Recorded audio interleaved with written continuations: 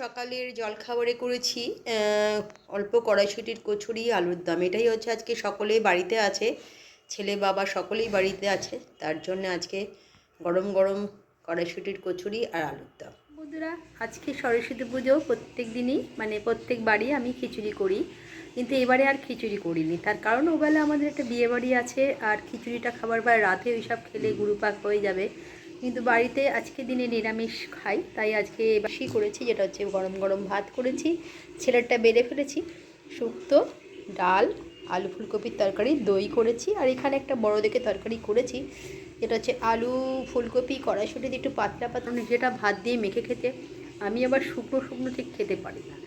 তো ডাল আছে, কিন্তু আমি ডাল আজকে খাবো না, ছেলের জন্যে করে দিয়েছি।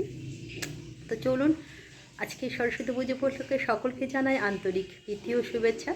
সকলেই ভালো থাকবেন, সুস্থ থাকবেন, আজকের দিনটা আনন্দ করুন। আমাদের বিয়েবাড়ি আছে, বিয়েবাড়িতে গিয়ে অবশ্যই আপনাদের দেখাবো। চলুন, পরে আসছি। স্নান করতে গেছে, গিজারটা একটু চালিয়ে দিই, সবই পড়ছে, চালিয়ে দিয়েছি।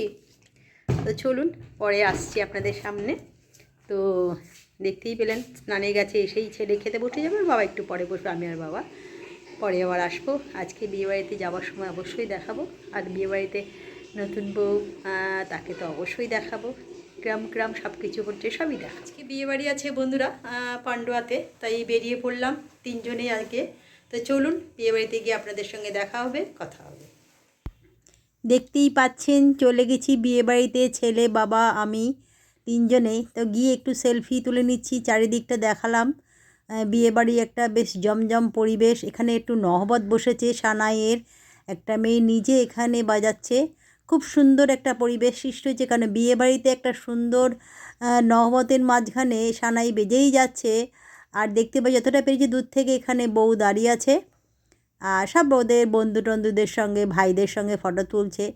তো আমাদের যে কাজটা করার সেটা করে এসেই এখানে আমরা দূর থেকে দেখছিলাম, আর এদিক ওদিক করে একটুখানি ঘুরে ঘুরে দেখছিলাম, খাচ্ছিলাম, আর আপনাদের দেখাচ্ছিলাম বিয়েবাড়ির চারিদিকের পরিবেশ কেমন।